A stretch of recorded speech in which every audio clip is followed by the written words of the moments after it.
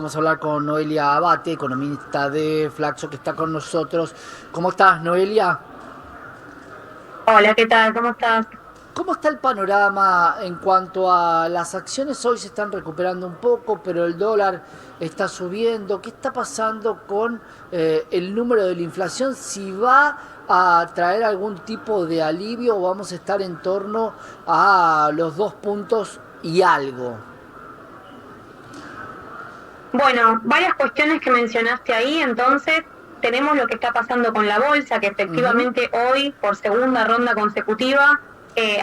abrió con números positivos, 3% al alza, luego de venir ya varios días en rojo. Y esto claramente es el mercado convalidando un poco la estrategia del gobierno, sobre todo en vistas de lo que se espera para lo que es la inflación. Efectivamente, el número que estaría rondando lo que va de enero,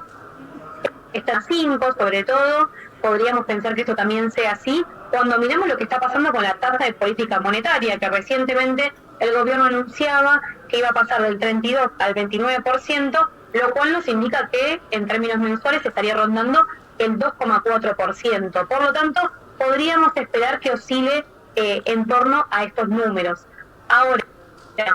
lo que es algo completamente diferente, como bien vos mencionabas, el dólar blue, los dólares están al alza, el blue subió 5 pesos, el MEP 2 pesos, el contado con liqui subió cerca de 8 pesos, es decir, es un dólar que, distinto a lo que está pasando con el tipo de cambio oficialista, sí es a un ritmo mayor que este crawling que se esperaba haciendo, y esto un poco tiene que ver con lo que está observando el mercado, lo que se espera que encima que va a seguir planchado este tipo de cambio que estamos observando en miras de lo que va, digamos, de la proximidad que tienen las legislativas, el Ujú. mercado sí sabe que es un dólar que está retrasado, es un dólar que está planchado actualmente y por lo tanto hay expectativas de que a mediano, no tan corto plazo, sí termine teniendo una suba, porque básicamente la industria y los mercados lo están solicitando, sobre todo los sectores que tienen ingresos dolarizados, ¿no? Los sectores que se denominan como transables. ¿Sentís que luego de las elecciones de medio término todo va a ser diferente porque el caudal político no se pierde? ¿Sentís que las elecciones se van a adelantar entendiendo que la economía puede quedarse mucho tiempo en este copy-paste del 2024? Bueno, sin lugar a dudas, lo que son las elecciones va a ser un antes y un después en lo que es la agenda económica del gobierno. Sí tenemos que tener en claro que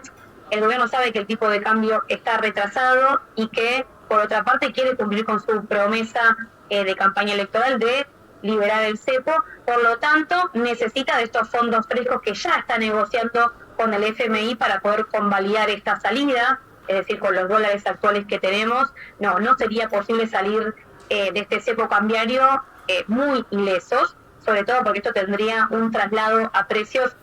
casi inmediatos, sobre todo con la historia económica de nuestro país. Así que creo que esto va a ser un antes y un después,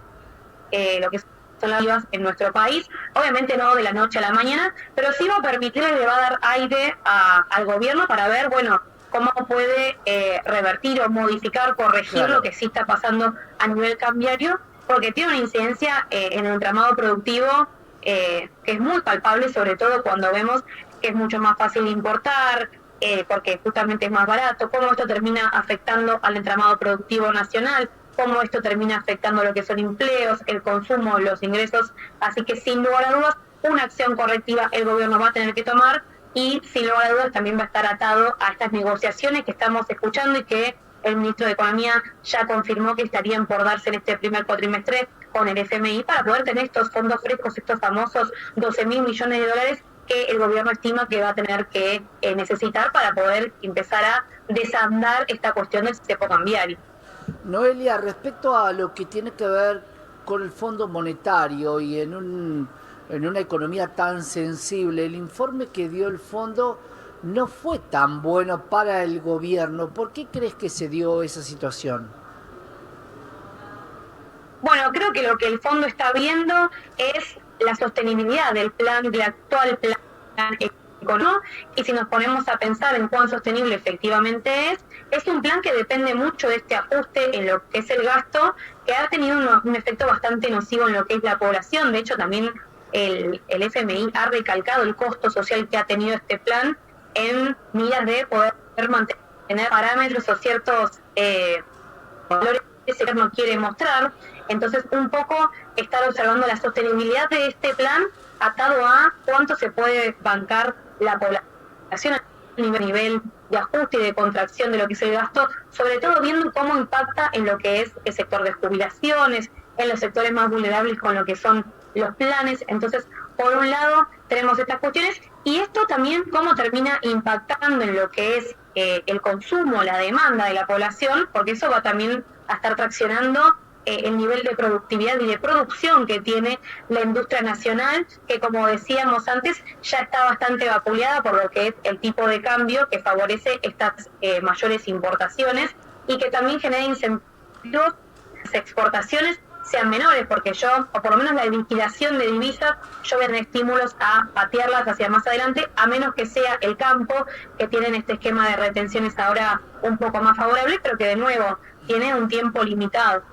¿Ayuda la estacionalidad para la tranquilidad de la economía? Hablando de enero-febrero, donde hay mucha gente que deja de mirar tanto las inversiones, donde hay gente que no toma decisiones de acumular dólares o de tiene que terminar de pagar las vacaciones, pero una vez que las termina de pagar empieza a tener dinero en la mano. ¿Cambia mucho el panorama económico a partir de marzo? Bueno, yo diría que quienes están, digamos, quienes actores que sí tienen una herencia en nuestro mercado local, mirando el dólar todo el tiempo y están en el mercado financiero todo el tiempo. Lo que es el pequeño consumidor seguramente tenga modificaciones de consumo, pero lo que tenemos ahora es que, si bien ahora podríamos decir que